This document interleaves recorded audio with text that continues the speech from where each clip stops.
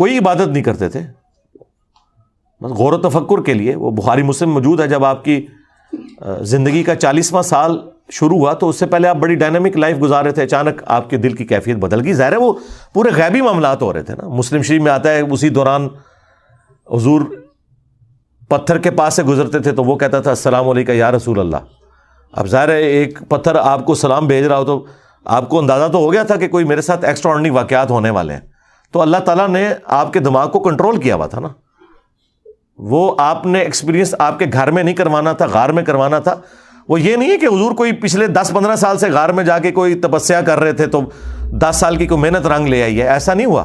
وہ چند دن پہلے ہی گئے تھے اور وہ اللہ نے ان کو گائیڈ کیا کہ اچانک، بخاری مسلم کے الفاظ ہیں کہ اچانک ایسا ہوا کہ آپ وہاں جانا شروع ہو گئے. وہ یہ سب کچھ غیبی طور پہ ہو رہا تھا. باقی ساری غیبی چیزیں آپ نے مانیں گی تو بہت چھوٹی چیز ہے. حضرت جبرائیل کو دیکھ لینا، شب معراج کا سفر، چلے کو معراج کو نہ بھی مانے منکرین احادیث، زمینی سفر تو سارے مانتے ہیں جو قرآن میں ہے. بیت اللہ سے مسجد اقصیٰ جو 40 دن کا سفر تھا، ایک رات میں کر کے واپس بھی آ گئے، یہ تو سارے مانے ہوئے ہیں نا. تو یہ سب کچھ ایکسپیرینس ایک ایکسٹرا آرڈنری ایکسپیرینسز ہیں.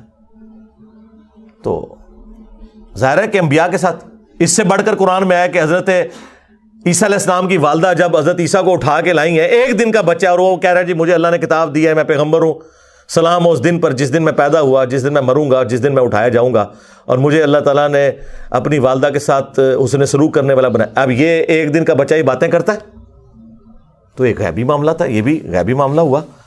اور اس میں جو آپ کے لیے پھکی ہے نا وہ یہ ہے کہ بخاری مسلم میں ہے کہ حضرت ختیجہ حضور کو ٹفن میں کھانا باندھ کے دیتی تھی.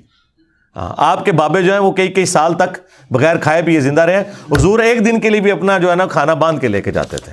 اب آپ دیکھ لیں پھر ہم کیوں نہ کہیں کہ میرے نبی سا ہے ہی کوئی نہیں، تیرے بابے تھے شے ہی کوئی نہیں. اگر حضور ٹفن میں کھانا لے کے جاتے تھے تو یہ بابے کس طرح دعویٰ کرتے ہیں کہ کھاتے نہیں ہو؟ کہتے ہیں جی وہ ایک پیر وہاں بیٹھا ہوا تھا جی، وہ ننگا مر گیا، وہ کہتے ہیں جی بابا درکا، جی 30 سال تک کچھ کھادا پیتا نہیں ہے.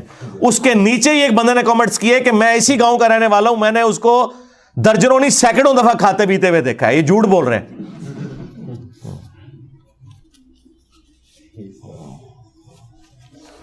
یہ سارے بابے لے کے آؤ نا میرے کو، جڑے اڈنے والے نے انہوں نے میں منارے پاکستان تو سٹاں گا، ہاں جڑے پانی ترنے والے نے انہوں نے میں کشتی سوار کر کے جیل میں جڑا نا پرلے بیلے والے پاسے لے کے جاواں گا، ہاں اتوں موندا کرواواں گا. انہوں جڑے بھوکے پیاسے رہن والے نے انہوں نے بھی میں انہوں کا بھی بندوبست کرنا وا. ہاں تو جڑے سمندر روکنے والے وہ بھی لے کے آؤ، انہوں نے میں پانی پلا کے نا تو پھر انہوں نے کہنا روک کے دسو. ہاں